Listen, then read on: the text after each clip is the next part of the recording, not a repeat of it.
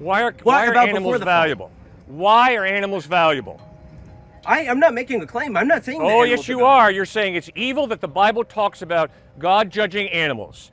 That was your whole point. Now, answer my question. Why are animals valuable? In this video, a college student presses Cliffe Knechtle with a challenging and emotionally weighty theological question. Why did a good and loving God flood the earth, not only judging humans, but also wiping out all the animals? Cliffe responds thoughtfully, defending the biblical account of the flood by weaving together theological, moral, and existential arguments. Leave your comments down below.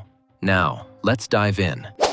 I was raised in a Jain family. Yes. It's a religion that's pretty well attested to for at least a few thousand years. The central claim of the Jain religion is that animals, we should do everything in our power to minimize the suffering of animals. Yes. Right? And then I open up the Bible and read through the Old Testament, and what I find is God in Samuel orders Saul to destroy the Amalekites, the women and the men and the women, yes, the sir. children and the infants, the cattle and the donkey. Now I can give you that maybe the men and women were corrupt. I find it harder to buy the infants, but sure, maybe the infants need to be killed as well. But the cattle and the donkey? Okay. And when Saul leaves alive some of the animals, yes. What does God say? I regret that I have made Saul king. That's correct. Very accurate you are. Why? Okay, in the flood, when God kills the animals, it says yes. they died over 40 days and 40 nights. So an agonizing, torturous death. And if all of this you want to say is because this is not the world as God made it, God made a perfect world, but we rejected God, and so evil and suffering entered the world. This is not how God intended. Right. But this is the consequence of our actions. Well, how do you then explain the billions of years of suffering of animals before any human even showed up? You have animals suffering, dying, predation, just unimaginable amounts of suffering for hundreds of millions, if not billions of years, before the first human, before any human ever showed up. Yep. So it seems that God is not only perfectly comfortable with suffering before this fall of animals at a mass scale, but even more so is comfortable with the torture and death of all of these animals under his own command. He orders the divine armies to slaughter the Does God have the Achilles right to judge? Does God have the right to judge? Judge someone who's not a moral agent? Does God have the right to judge? Answer who? the question. Judge humans, sure. All right. So if God has the right to judge, and the Bible records that God has judged at different times, we're not holding that against God. Because God is just, he judges justly and fairly. But he does judge. Well, where was the justice in killing the cattle and the donkeys? What did they do? They didn't do anything wrong. So then why were they killed? Look, it's really naive if you think that this fine university was put together last summer. Obviously, this fine university was put together over a long period of years where people sacrificed, and you're the beneficiary, aren't you? So this whole idea that, oh, it's all one-on-one, one-on-one, one-on-one is baloney. You didn't do anything to put this fine university together. You benefit from it because other people sacrificed. Similarly, if other people make wrong decisions, there are going to be consequences that travel down through the years. And you're going to get hurt by them. And you have been hurt by them. And so have I. So have all of us. Tell me who made the mistake here. God creates us with a free will. We choose to rebel against God. God takes a step back, and chaos fills the gap. You're not born into a fair world. You're not born into a just world. You're born into a grotesquely unfair, unjust world, not because God created it that way, but because your forefathers and foremothers chose to rebel against God, as did mine. God takes a step back because he respects our free will, and chaos erupts. So you're born, and animals are born, into a grotesquely unfair world. You made the justification of the fall, right? I still don't understand how that leaves any room for the cattle and the donkeys to be needless. Like, but let's just say this is because of the fall. It's chaos, right? Why are animals valuable? Why are animals valuable? I'm not making a claim. I'm not saying. Oh, yes, you are. You're saying it's evil that the Bible talks about God judging animals. That was your whole point.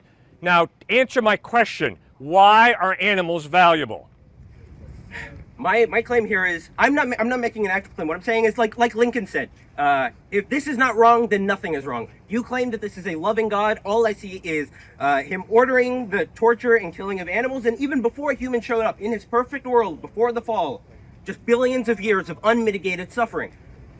So I'm not saying that there's anything wrong with any of this. I'm agnostic to this question, but you're the one claiming that this is supervised by a loving God.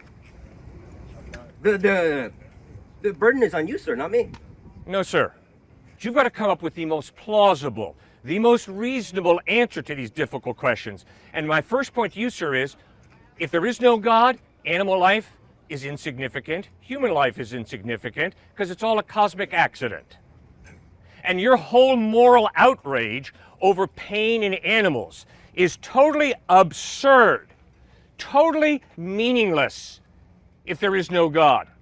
You're cutting the ground out from beneath your moral indignation. I'll give you that. It's a good rhetorical trick when I say, what about... No, it's not a rhetorical trick. It's called logic. Answer my it's question. called reason. I am answering What you. happened before the fall? I'm trying to chill you out with your moral outrage over something that you have no right to be morally outraged about.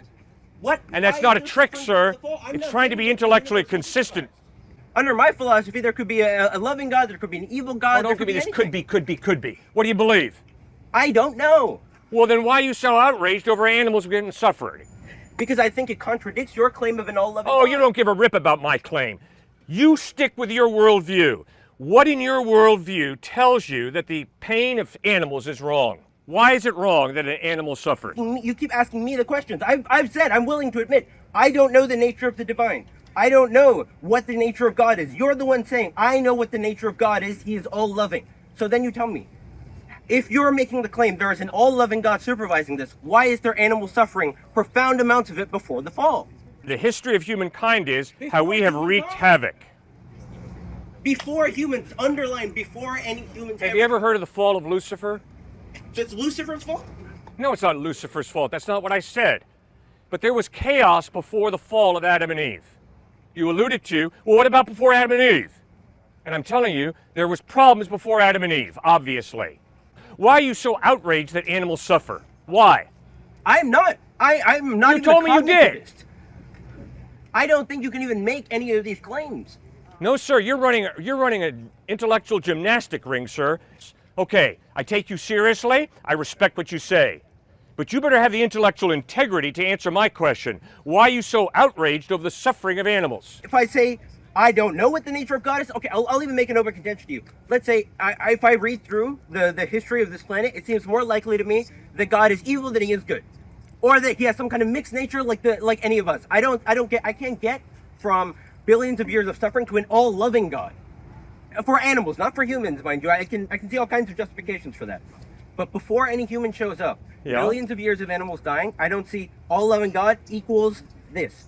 I can see any other form of God, he's evil and good, he's moody, who knows what God's nature is, right? I can see all this being consistent with him. I can see it being consistent with a deistic framework. God created the universe, and he's just set it in motion, and he's not supervising it. You're making all these active claims about the nature of God. No, you've assumed a lot about what I believe and put words into my mouth I never said. Is God all-loving? Thank you for asking. Yes, God is all-loving, but that does not mean he does not limit his power by giving me a free will, which means if I go up to her, slap her in the face, and say, God made me do it, I'm a con artist and a liar. When I slap her in the face, that is evil because I am denigrating the purpose for which God gave me this hand. I'm denigrating her as a human being created in the image of God. That is why that's evil. But if there is no God and I slap her in the face, it's all relative, baby. And if I want to respect you and love you, great. And if I want to slap you in the face, that's my choice. And who are you to tell me that my choice is wrong? It's my choice. And hopefully you're not going to be so culturally elitist that you're going to tell me from your cultural perspective that for me to smack you in the face is wrong. Baloney. But if there is a God who created this woman with intrinsic innate value and created me for a purpose to love and respect her, then it is wrong.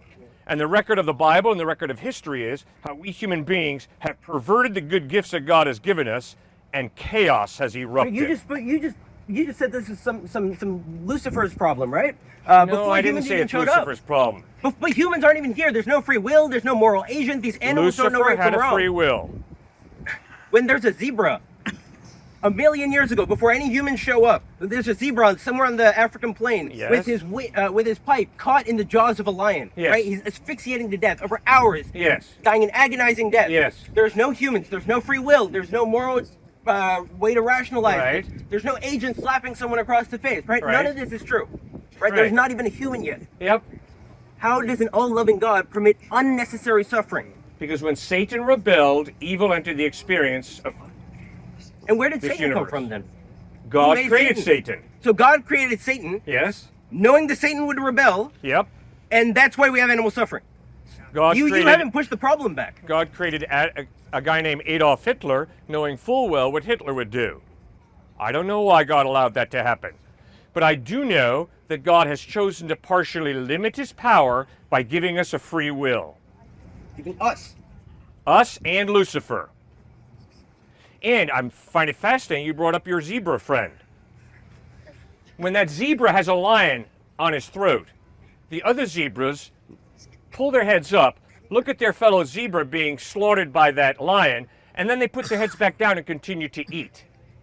There is a qualitative difference between you, a human being, with a mind, a conscience, and a will, versus an animal. So it all gets back to you, my first question to you, which you have not answered, which is, and I find it very interesting you've not answered me, why are animals valuable from your perspective, from your worldview? Why? Apparently, I don't know is a fine answer when Cliff says it, but not when I say it. You right? can say whenever you want to say it, I don't know. I've said it over and over again. I am not claiming that there's an all-loving God. I don't know the nature of the divine, right? I'm not making any active claims here. I don't know why God permits this. I don't think he is all-loving. Sir, you right? made an active claim when you first stepped out of the crowd and expressed moral outrage over pain animals experience. And I'm pinning you to the wall, and you don't appreciate it, and I understand why. You don't appreciate because you said it, not me. You expressed outrage over animal suffering. Fine. Now I'm asking you, why is animal suffering so outrageous? You're the one who said it, not me. Exactly. Okay. Let's. Why? Go, right? Don't answer it, right? If this Then, is sir, not I'm going to wrong- have to go on to somebody else. If you refuse to really engage, I'm going to have to go on to somebody else. You can call it whatever you want, right? You can call it a moral. No, not you can. What do you think? You experience moral outrage over animal suffering. Fine, I respect that. But when I ask you, why is it so outrageous that animals suffer, you're choking on your tongue, sir. You're not answering me. I'm not joking on anything. When I Yes, see you are. animals suffer, I have a moral conscience. What Socrates might have called is the inner daemon, right? Okay. And when I see an animal cry out in pain and scream and bleed to death, I know how that would feel, right? If a lion had its jaws on my neck, I know Okay. how that would feel, right? I have the sense of what pain feels like. It's not a pleasant sensation, right? So if I see this deeply painful experience rooted in suffering, Okay. and I see that magnified out billions of times over billions of years, it does not lend to me that this is the result of an all-loving creator. This doesn't feel like love. If a lion had his jaws Well, on my if neck, there is he no was standing creator, over here. what's wrong with the lion ripping the There throat may out be of a zebra? creator. He's not all-loving. How do you get from creator to the creator is all-loving? It's real simple. If there is no loving creator, if there's just a power, a higher force, then morality is relative. Sure, and morality is relative, so what? Well, then why are you getting so upset about animal suffering? What's eating at your craw so badly? I'll tell you why. Because you got a conscience, and your conscience convicts you that certain things are right and other things are wrong. Your worldview problem, though, is you don't have a God, an intelligent mind prior to the human mind, who defines what's right and what's wrong. Therefore, you're up a creek without a paddle when it comes to answering my question. Why is it so wrong? Well, just because I see the pain. Well, what's wrong with pain? Is that just your arbitrary relative perspective that pain is bad? Or is there something really fundamental here when it comes to the value of an animal's life, the value of a human life? Thank you very much. Thank you, sir. Appreciate it a lot. Thank you so very, very much. Your name is? Bye. Adi, I'm Cliff. Good to meet you. Thank you, sir.